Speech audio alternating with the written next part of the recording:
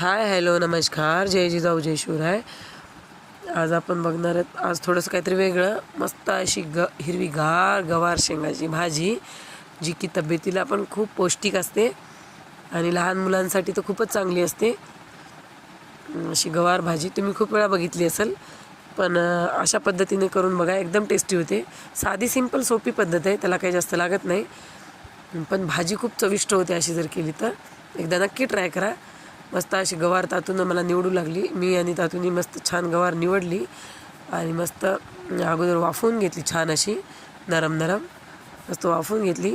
जास्त लसण आणि थोडासा 2-4 मिरच्या टाकून मस्त मिक्सरमधून काढून घेतली मिरच्या आणि लसण.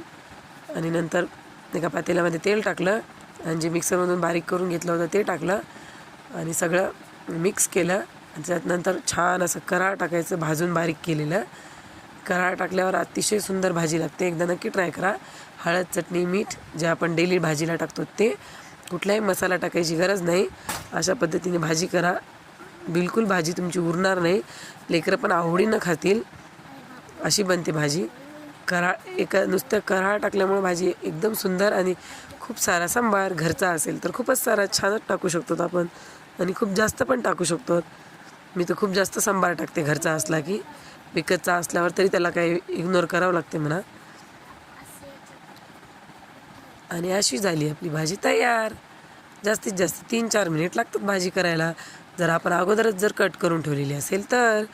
आणि इथपर्यंत व्हिडिओ बघितला असेल आणि व्हिडिओ जर आवडला असेल तर नक्की माझ्या चॅनलला सबस्क्राईब करा. आणि इथपर्यंत व्हिडिओ बघितल्याबद्दल तुमचे मनापासून खूप खूप धन्यवाद. बाय. नक्की ट्राय करा.